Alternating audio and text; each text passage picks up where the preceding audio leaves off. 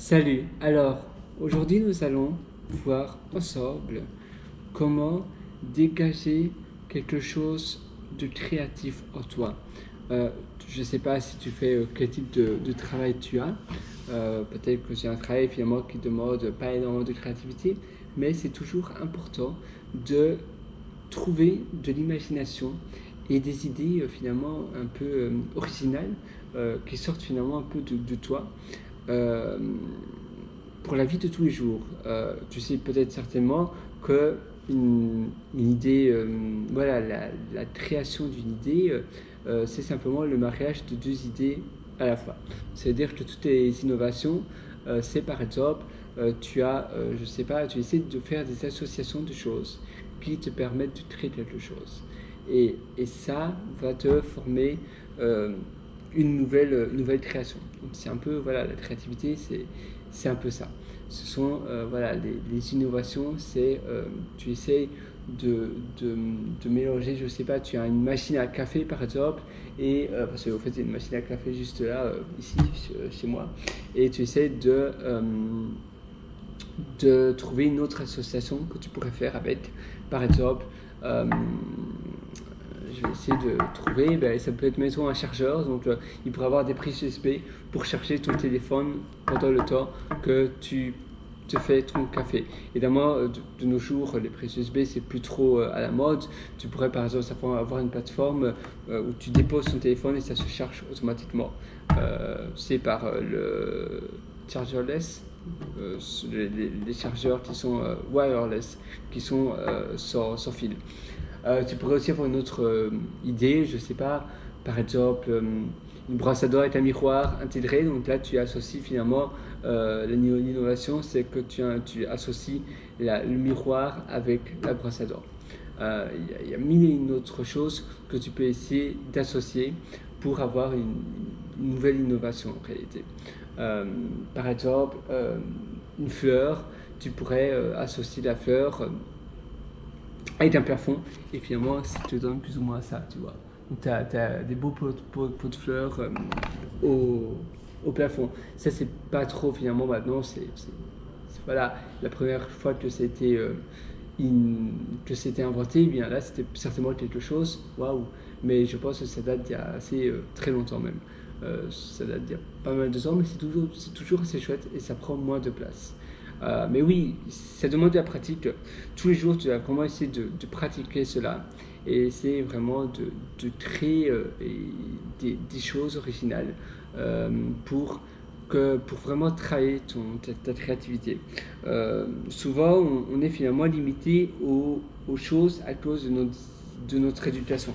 C'est-à-dire, par exemple, si tu vois un carré sur une feuille, tu penses que tu ne veux pas dépasser ce carré parce qu'à l'école on t'a dit tu ne peux pas dépasser, voilà, tu as des limites bien précises. Si la feuille est écrite comme ça, si c'est une feuille à ligne par exemple, tu dois écrire sur la ligne, tu ne peux pas dépasser, etc. Et à cause de cela, parfois on fait encore des choses de cette manière-là, même si eh bien, il n'y a plus ces règles-là qui doivent être appliquées.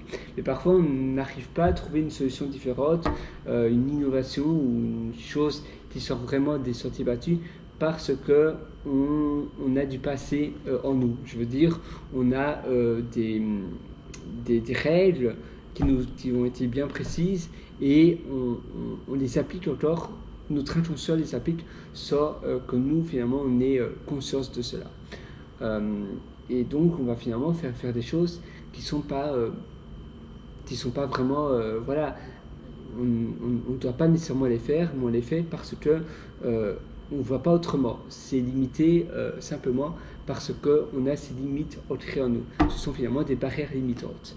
Et il faut vraiment essayer de sortir de là et finalement de se dire non, tout est possible. Une table, pour nous, une table, les pieds doivent toucher le sol et c'est pas eh bien, le support qui doit toucher le sol. Marcher, oui, bon, marcher, c'est vrai qu'on marche bien. On ne va pas penser à marcher sur les mains, bien évidemment. Mais bon, pour ça, évidemment marcher sur les pieds, c'est plus pratique et c'est la meilleure manière de marcher. Mais il y a des choses que l'on fait tous les jours, simplement parce que la majorité le fait, mais ce n'est pas nécessairement les meilleures choses qui fonctionnent. C'est pas parce que la majorité fait quelque chose qui est qui veut dire que c'est la meilleure manière de les faire. Simplement que c'est la manière certainement la plus populaire, du moins la manière la plus populaire dans l'endroit où vous vivez. Mais c'est important parfois d'essayer de changer de cadre et c'est vraiment voilà, de voir tout de manière complètement différente. Et pour ça, il ne faut vraiment se donner aucune limite. Il faut vraiment voilà, voir comme si on venait d'arriver sur la planète Terre et ne rien voir. En fait, on a trop de legacy, on a trop de passé, de vécu, et donc on n'arrive pas à vraiment à bousculer tout l'ensemble. Mais le fait de simplement, par exemple, commencer une journée en faisant l'opposé de ce que vous avez l'habitude, par exemple, souvent quand on se lève, on va aux toilettes, peut-être pour certaines personnes, vous brossez les dents, vous prenez une douche, vous prenez un petit déjeuner, on a la même routine. Mais si vous inversez toute votre routine de votre journée, complètement inversée, complètement chamboulée, complètement. Donc vous vous levez, vous allez directement sortir, je sais pas, mais vous allez vraiment faire tout différemment. Le petit déjeuner, vous allez manger peut-être du cheval le matin ou du poisson. Bon, du poisson, ça se fait très souvent dans plein d'autres pays. Mettons, aux Philippines, dans pas mal de pays d'Asie, on mange du riz 3 fois par jour, le matin, le midi, le soir. Au Japon, etc. Et en Corée aussi, on mange du poisson, donc du riz, du poisson le matin. Donc là, c'est normal. Mais si vous chamboulez complètement l'ensemble de votre journée, par exemple, vous allez eh bien manger, même pas manger, vous allez, je sais pas, vous lever, dormir déjà d'une manière différente sur le sol. D'ailleurs, dormir sur le sol, on dort beaucoup mieux, du moins pour moi. Et puis, et même d'ailleurs, pour la majorité, c'est bien si vous dormez sur le dos, vous dormez mieux sur le sol et sans oreiller. Finalement, on n'est pas fait pour dormir sur un lit. Voilà, nos ancêtres, les hommes préhistoriques, etc., même au Moyen-Âge, on ne dormait pas nécessairement sur un lit. Le lit qu'on connaît aujourd'hui au Moyen-Âge, oui, mais sinon, moi, c'est assez récent, le fait d'utiliser un lit.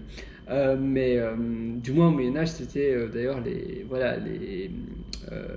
les chevaliers et les lords, les seigneurs et seigneurs et les rois.